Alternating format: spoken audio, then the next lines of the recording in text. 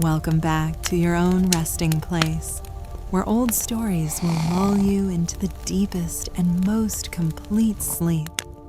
Lie down comfortably, relax your mind, leave the noisy world outside, and begin to feel the tranquility from within.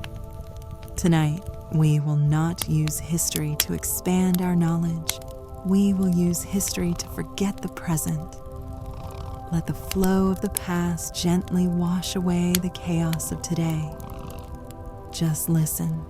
Let this voice take you back in time and gradually fall into a peaceful sleep.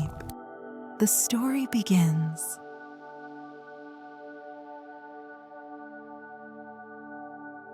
Did you know that the legend of all legends in sports, Muhammad Ali, was once turned against by his own country, stripped of his titles, and nearly thrown in jail, all because he dared to say no, even as Parkinson's disease slowly robbed him of his body's strength? The man still stood tall, proving that we can achieve anything, even in the worst of circumstances. Today, we'll listen to the story of Muhammad Ali, the man who taught the world how to rise after every fall.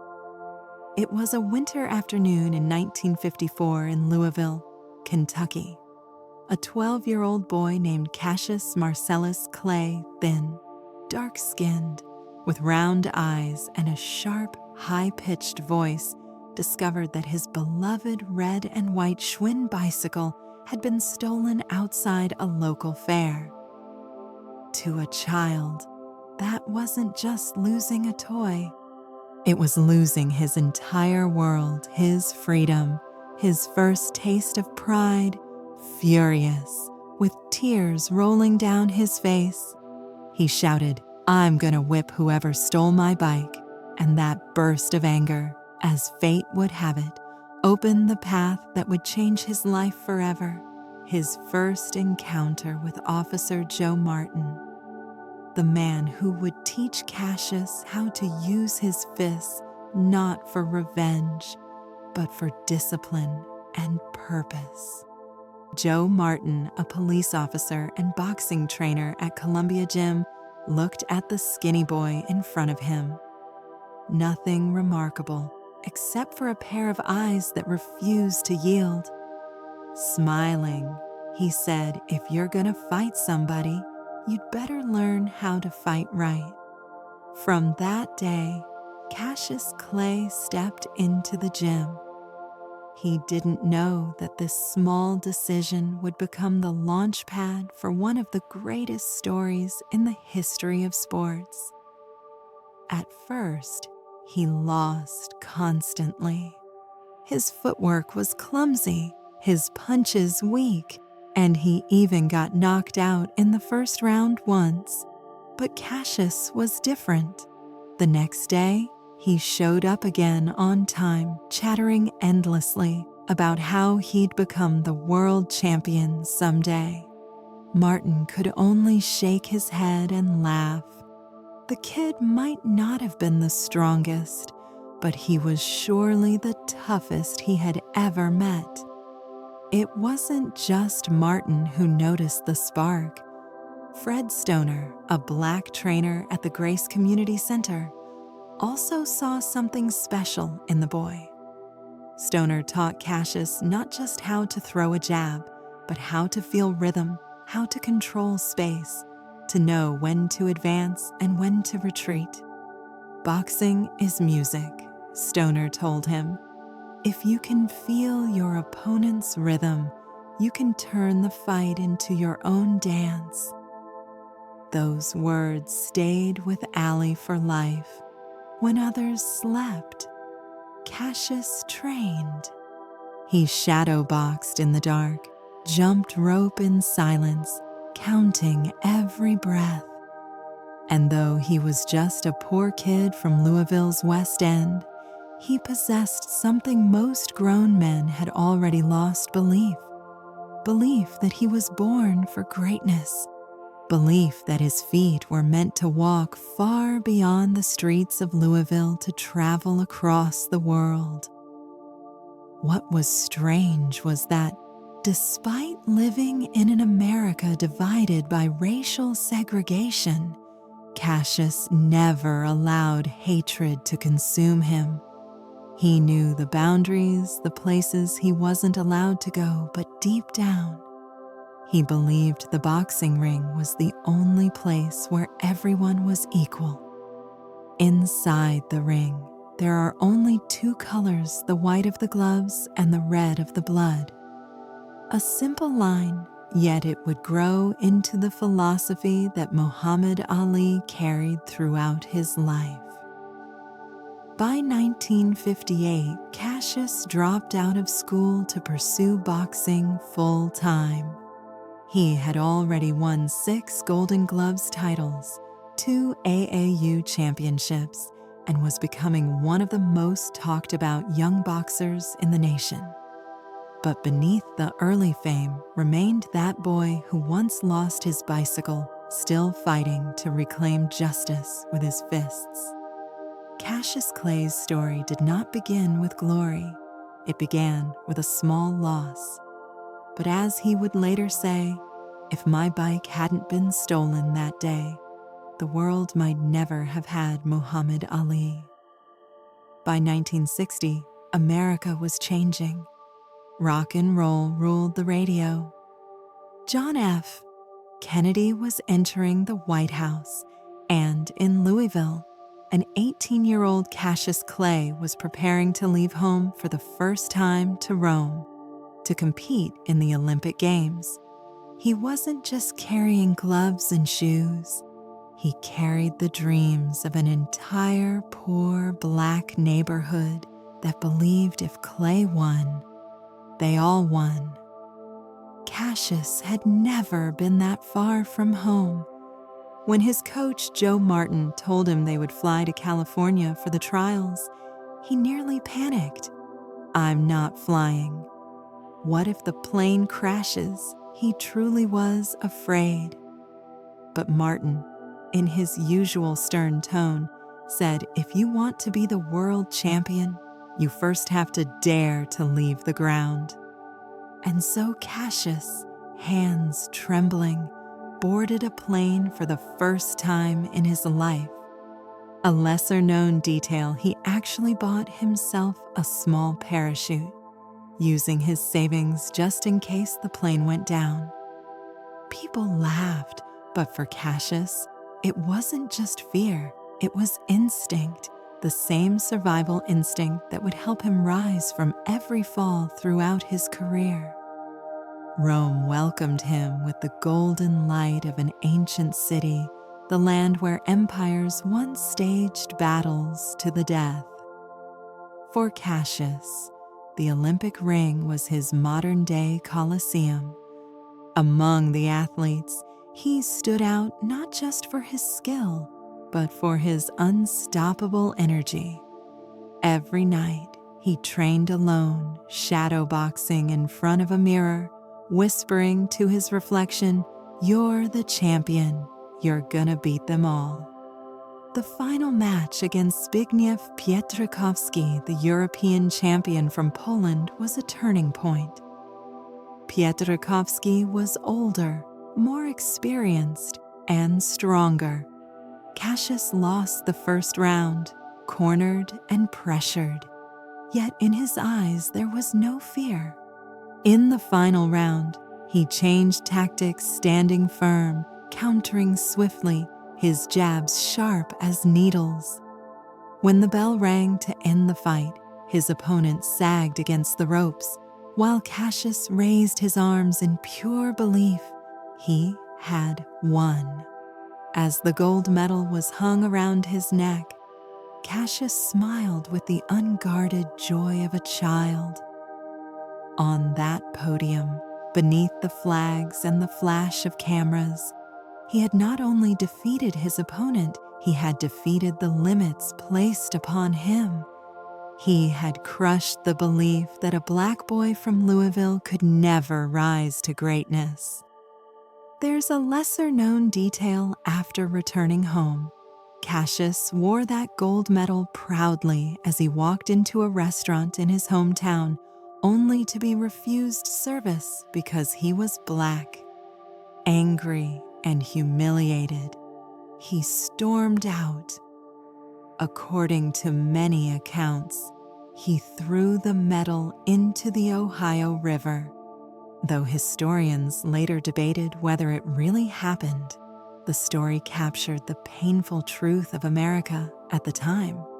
Even a world champion could not yet be treated as an equal in his own country. For Cassius, that symbolic act, if it indeed happened, was a vow. No one will define my worth except me. He returned to the gym, training with renewed fury.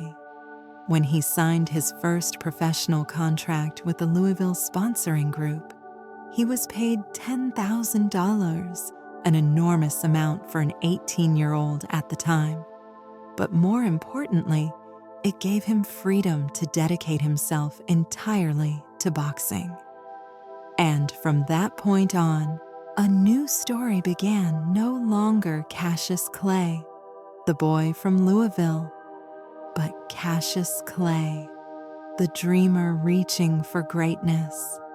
He had no idea that this journey would take him further than any boxer before him and would cost him everything, only for him to win it all back again with his own hands.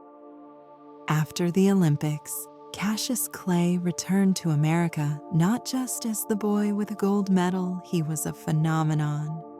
The media adored him, not only for his lightning-fast jabs, but because he never stopped talking.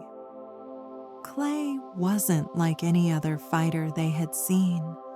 While others stayed silent, humble, heads bowed, he taunted, rhymed, and danced as he punched.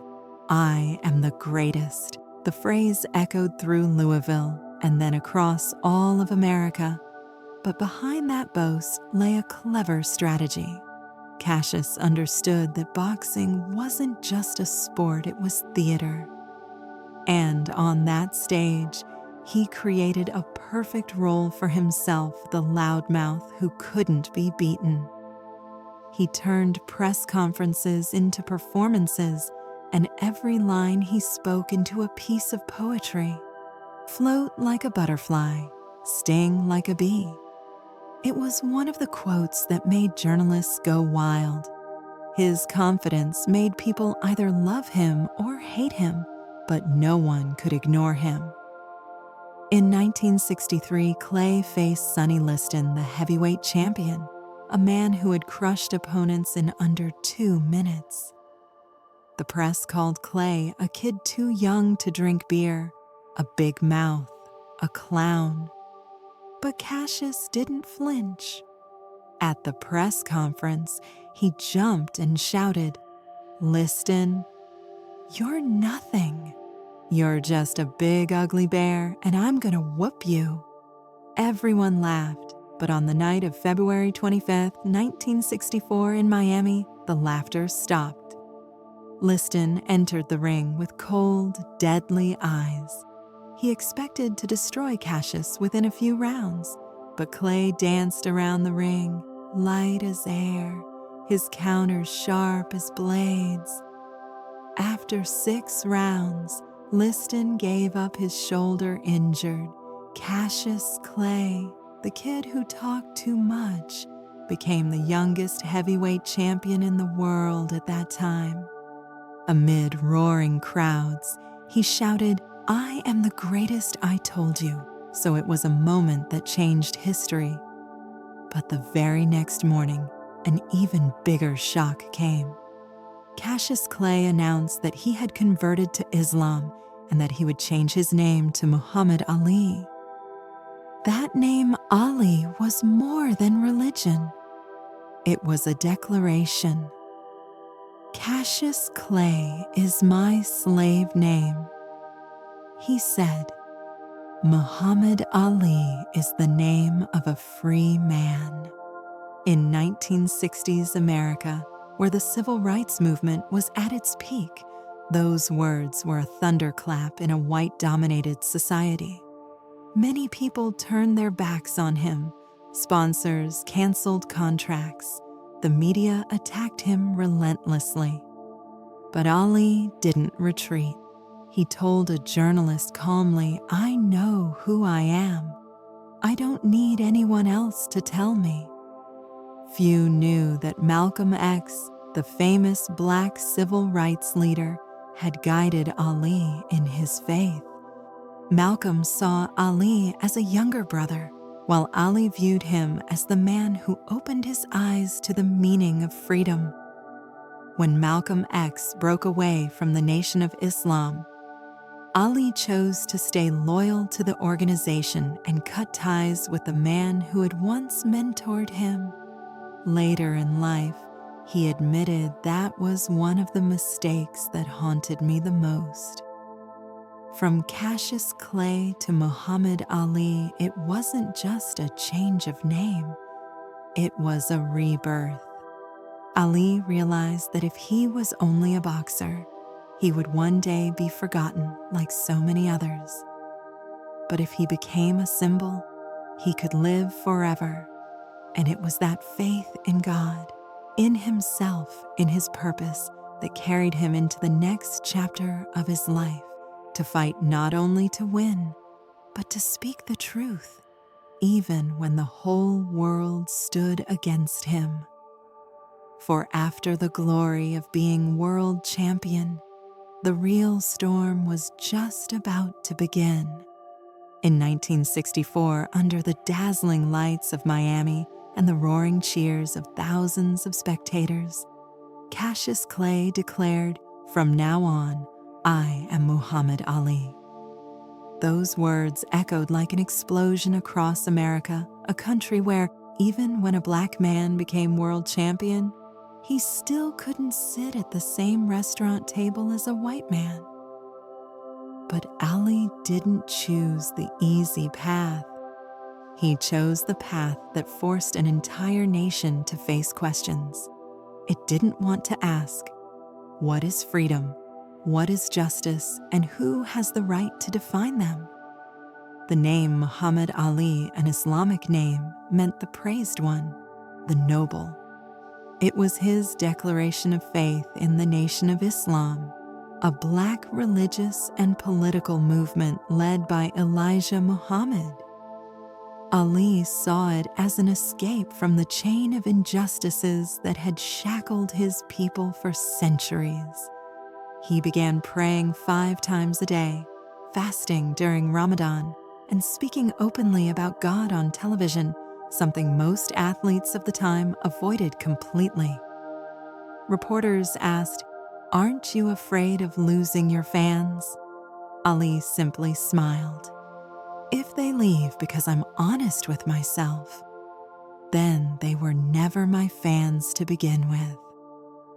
That was the answer of a man who refused to live a life written by anyone else. His transformation made him a symbol not just of Black pride, but of courage itself, the courage to live by one's faith in the midst of storms of criticism. Many hated him, calling him a traitor or an extremist, but millions of others, especially young Black men, saw in him, for the first time, someone like themselves daring to say, "I am free." A little-known fact: when Ali regained his championship title, the Nation of Islam gave him a necklace engraved with the words, "La ilaha illallah." There is no God but Allah. He wore it during every training session, a reminder that titles could be taken, but faith could not. Yet fame also brought loneliness. His relationship with Malcolm X, his spiritual mentor, had fractured. When Malcolm left the Nation of Islam, Ali, loyal to Elijah Muhammad, turned his back. In 1965, when Malcolm was assassinated, Ali stayed silent. Years later, he confessed, "I didn't go to the funeral because I was afraid, and that's something I've regretted all my life." That same year, Ali fought Sonny Liston again, a rematch the entire world was waiting for. In just 2 minutes and 12 seconds, one mysterious punch sent Liston crashing down, creating one of the most iconic images in sports history. Ali standing over him, shouting, "Get up. Who told you you were better than me?" That moment wasn't just a knockout, it was a declaration for an entire generation. Black people will no longer bow their heads. From that moment on, Muhammad Ali was no longer just a boxer. He became the voice of a rising people. But when a man dares to challenge society itself, society will eventually strike back. And it did when America went to war in Vietnam. And Ali, guided by his faith, said one simple word: no. On April 28th, 1967, at an induction center in Houston, the name Muhammad Ali was called. He stood up, looked directly at the draft officer, and said quietly, "I will not go." That sentence didn't just echo in the small room, it shook the entire nation. Ali didn't hide or run. He had already said, again and again, "My conscience won't let me kill people. I've got nothing against the Viet Cong. No Vietnamese ever called me a nar." At a time when war was seen as sacred duty, his refusal hit America like a punch to the heart of patriotism. Immediately, he was stripped of his championship titles, banned from boxing, and sentenced to 5 years in prison plus a $10,000 fine. His boxing license was revoked in every state. Television networks banned him. Sponsors vanished. From being hailed as the greatest, Ali was now branded a traitor to America. Yet he never wavered. "If you believe something is right," he said, "stand up for it even if you stand alone." The truth was, Ali wasn't just protesting a war. He was confronting an entire system. To him, this wasn't merely about religion, it was about justice. Why should men like me, black men, go thousands of miles to kill other people when right here at home we're still treated as second-class citizens, a lesser-known detail during his years of exile from boxing? Ali traveled across the United States giving speeches at universities, at Harvard, Howard, Michigan, and many others. Thousands of students rose to their feet when he walked on stage. He spoke about faith, about the right to say no, and about finding one's true fight in life. He was no longer a boxer in the ring, he had become a warrior of conscience. For 4 years, Ali couldn't fight, had no income, and was stripped of every title. But during that time, a legend was being forged. He studied the Quran deeply, meditated, and trained quietly in solitude. Every morning, he still ran along the Ohio River, under the dawn light as if the ring still lay ahead of him. Then, in 1971, the U.S. Supreme Court overturned his conviction, recognizing his right to refuse military service on religious grounds. When he heard the news, Ali simply smiled. "I told you I was right. I don't hate America.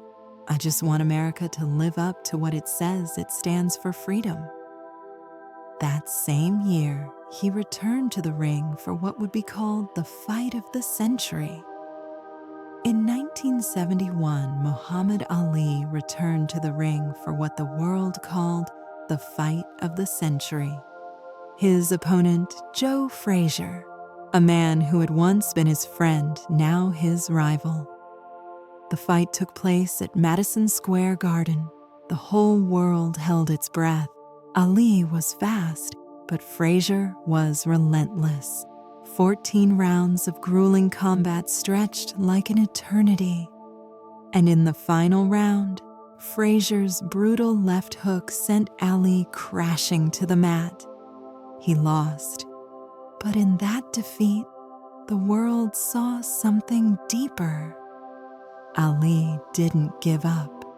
He stood up again, finished the fight, and walked out of the ring with his head high. One newspaper wrote Ali may have lost the belt, but he won the heart of mankind. After that night, no one called him a traitor anymore. People called him what he had always believed himself to be the greatest. And so, after 4 years of darkness, Muhammad Ali began preparing for the next chapter, a chapter where he would no longer fight just opponents, but time, age, and destiny. When Ali returned to the ring in the early 1970s, people said he was too slow. 4 years of exile was a lifetime for a boxer enough to turn a champion into a relic. But Ali didn't believe that. He often said, "I wasn't beaten. I just paused," after his defeat to Frazier. Ali didn't retreat.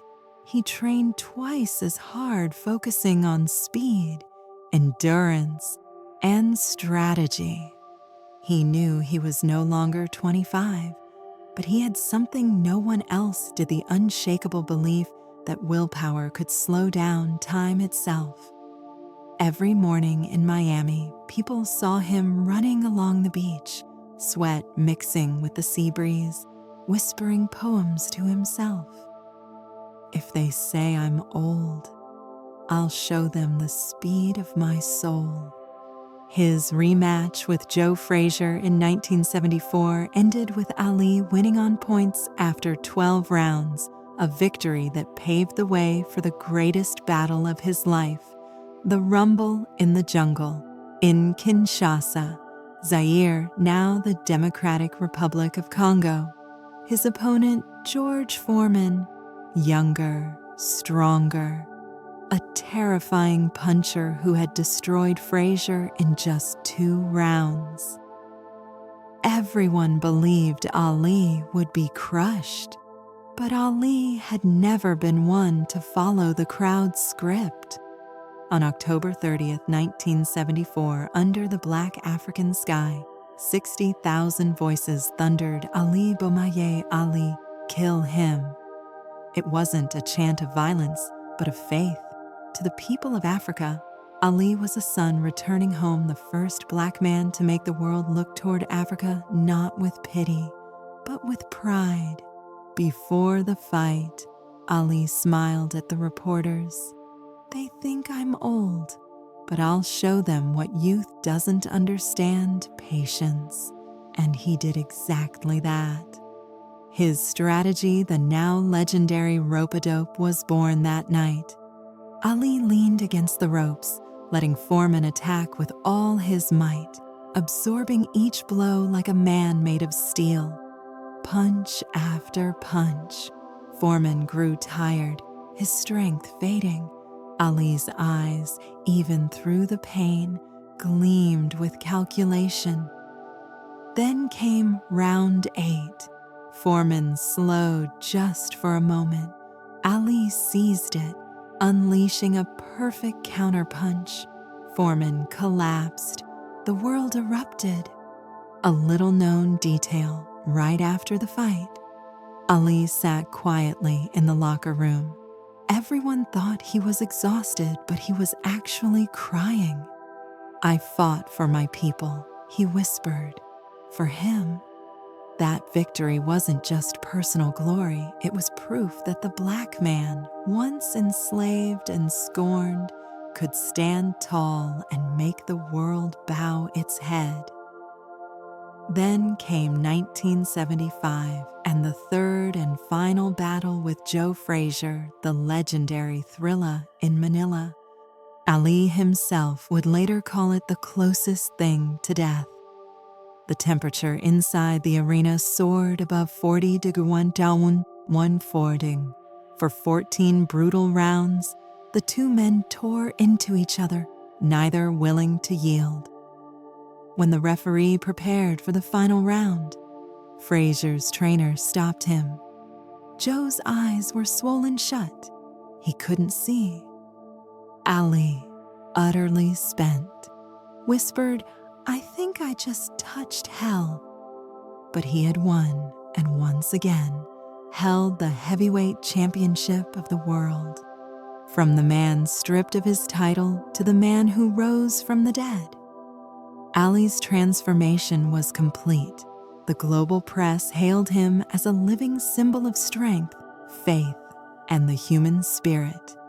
Yet deep inside, Ali knew his body was changing. The blows from Foreman, Frazier, Norton, they had left scars that would never heal. Still, he smiled. "If I fall, I get up. If I lose, I learn.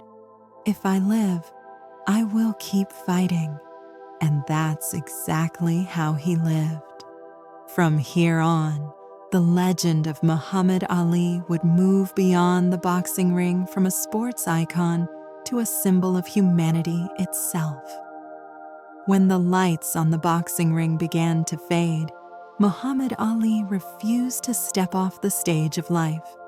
But in his 30s, the legs that once floated like a butterfly began to feel heavy, and his reflexes no longer were as quick as before. In 1978, Ali lost to Leon Spinks, a 24-year-old fighter with only 7 professional matches to his name. The media called it the end of an era, but just 7 months later, Ali returned and reclaimed the heavyweight title for the 3rd time, a feat no one in boxing history had ever achieved before. After the fight, he didn't shout, "I am the greatest" anymore. He simply smiled and said, "I'm old now, but I still have heart." It was then that Ali began to truly understand the meaning of greatness. Once, he thought greatness meant winning. Now, he learned it meant accepting defeat, learning to forgive others and himself. Looking back, he realized how many people he had hurt with his words, those playful insults he threw at opponents to hype up the crowd. One of them was Joe Frazier, whom he had once cruelly called a dumb black fool. Frazier carried that pain for years. In an interview, Ali said softly, "If I could turn back time, I'd hug Joe and say, 'I'm sorry.'" Years later, they met again, both older, slower, and gentler. 2 men who once tried to beat each other to death, now embraced in tears. A journalist asked Ali, "How does it feel to hug the man who almost killed you?" Ali smiled, "We both won because we still have hearts that can love." But fate, as always, refused to let Ali rest. After his final fight in 1981, Ali officially hung up his gloves. A year later, doctors diagnosed him with Parkinson's disease, a condition that caused his muscles to tremble, his voice to weaken, and his body to stiffen day by day. For a man who had once lived by his strength, it was a cruel sentence. Many asked him, "Do you regret anything?" Ali shook his head. "No. If I didn't have this disease, I might never have learned humility."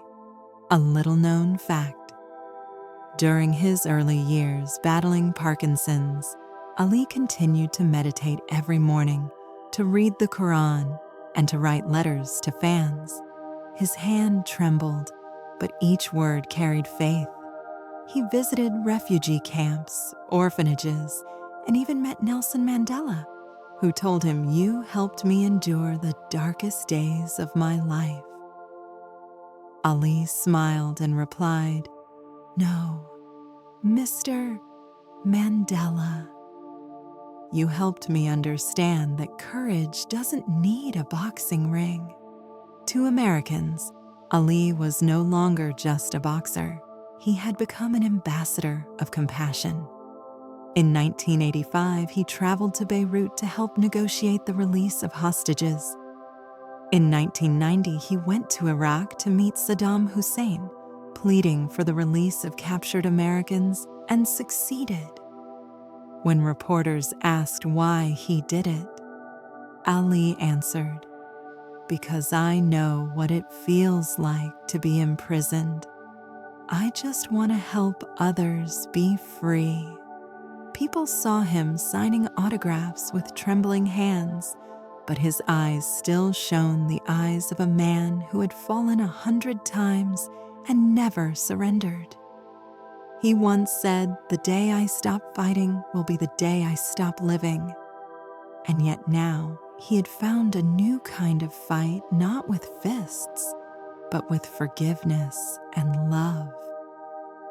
When a journalist asked, "Are you afraid of death?" Ali replied softly, "No. I've met it many times in the ring. I only fear that I haven't lived well enough to deserve to meet God." And so, the man who once shook the world with his fists was now moving it to silence with his kindness. In his later years, Muhammad Ali was no longer a man of the ring. He had become a living symbol. His voice grew deep, shaky, and slow, but every word carried an indescribable strength. Though Parkinson's disease had stolen his fluent speech, Ali still appeared before the public, still wore that bright smile the world had always known, and still raised his fist not to challenge anymore, but to inspire. In 1996, the entire world fell silent when the Olympic torch was handed to him in Atlanta. The flame trembled in his shaking hand, the same hand that had once thrown thousands of punches, now trembling from illness. That image became unforgettable. The light of that flame was no longer the light of victory, it was the light of an unbroken spirit. As Ali lit the Olympic cauldron, the world saw itself in that moment fragile, yet brave, tired, yet unyielding.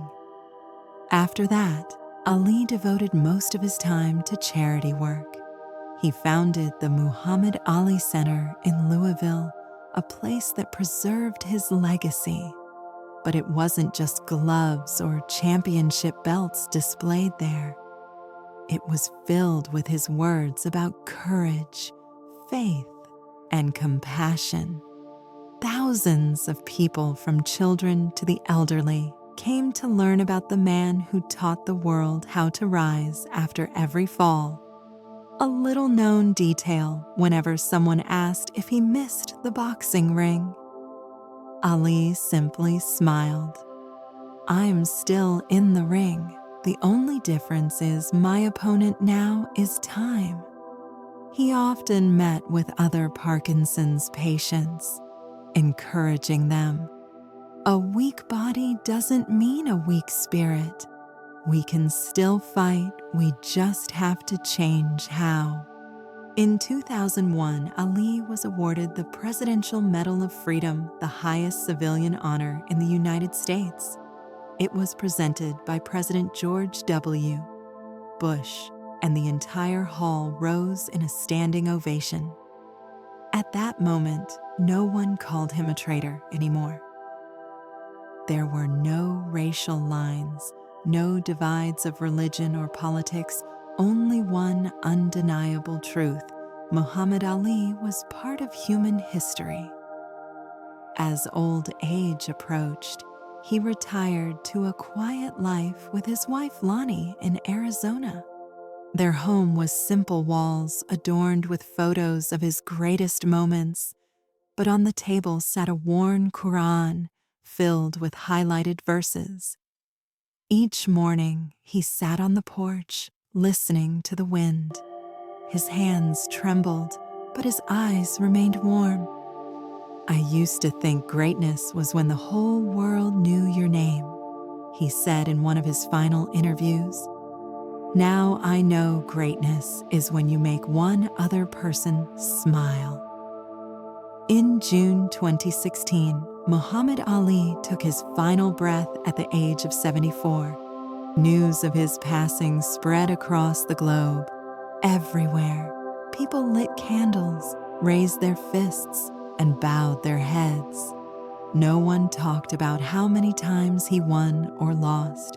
They spoke of his faith, his courage, and his smile. At his funeral, tens of thousands followed his casket through the streets of Louisville. Along the road, people chanted "Ali, Ali" as if he were still alive, still standing in the ring, bathed in light, fists raised high. When the final candle was lit, the narrator whispered, "Some people aren't born to win. They're born to teach the world how to stand up after falling." Muhammad Ali was one of them. They say that in Ali's eyes, even at the end, there was still light. Perhaps it was the same light from that Olympic torch, the light of a man who understood that in the end, greatness isn't about never falling, but about standing up every single time with a smile. Now, as the cheers have long faded, only the soft sound of wind drifts through the empty ring. There, we can still imagine the silhouette of a man moving lightly, feet dancing, smiles shining, no crowd, no opponent, only him, and the unshakable belief that every fall is a chance to rise stronger than before. Muhammad Ali lived exactly as he once said, "I know I'm the greatest, not because I win, but because I never let anyone take away my faith." And perhaps that's the lesson he left us all in life. Everyone gets knocked down by loss, by illness, by loneliness, or by fear. But in that fragile moment, we can still choose to become champions of our own lives. Ali wasn't just a sports icon. He was a mirror of the human spirit of faith, love, and forgiveness. The torch he once held in 1996 still burns not only in sports history, but in the hearts of all who ever saw him, whoever heard his words, whoever believed that no matter how hard life hits, we can still smile. And somewhere beneath a quiet sky, that man is still walking slowly, but never stopping. Long after the gloves were hung, the rings fell silent, and the cheers faded into memory. Muhammad Ali remained more than a man. He became a mirror through which humanity could see itself. For some, he was a boxer, the fastest, the boldest, the man who floated like a butterfly and stung like a bee. For others, he was a rebel, the man who said no when the world demanded obedience, who gave up everything rather than betray his conscience. But for millions, he was something even greater, a proof that faith and dignity can triumph over fear. Ali's life was not a straight road. It was a long fight against others, against society, and finally against his own body. Each chapter of that fight revealed a different kind of victory. When he was young, victory was speed, fists, and fire. In middle age, Victory was standing firm against injustice. And in his final years, victory became silence, the quiet courage to live humbly, to forgive, and to continue giving. Even as his body trembled, his soul stood unshaken. He became the embodiment of a truth that outlives all fame. A champion is not made in the ring, he's revealed there. Muhammad Ali's legacy is not confined to trophies or titles. It lives wherever courage is tested. It's in the child who refuses to give up on a dream, in the activist who dares to speak truth to power, in the patient who faces each morning with shaking hands but a steady heart. The rhythm of his life, that same rhythm he once learned as a boy in Louisville, continues to echo through generations. It's the rhythm of resistance, of faith, of rising again. The rhythm that says you can fall, but you are never defeated until you stop rising. When people remember Ali today, they don't only see a fighter. They see the smile of a man who faced every storm and still found a reason to laugh.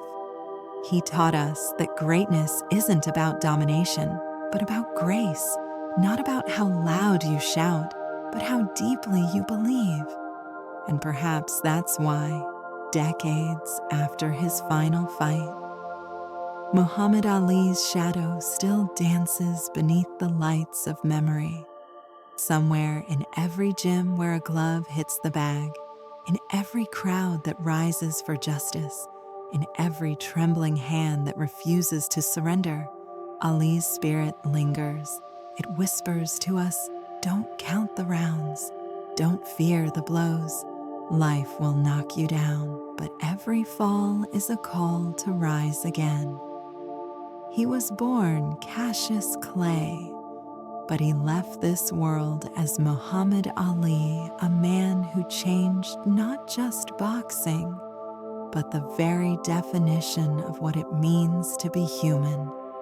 And as long as there are people who still believe in faith, in love, in standing up after the fall, the flame he lit in Atlanta will never go out. For legends may die, but the lesson of Muhammad Ali to fight with heart, to live with faith, and to forgive with grace will echo forever. Like his own words, I am the greatest not because I win, but because I never stop believing.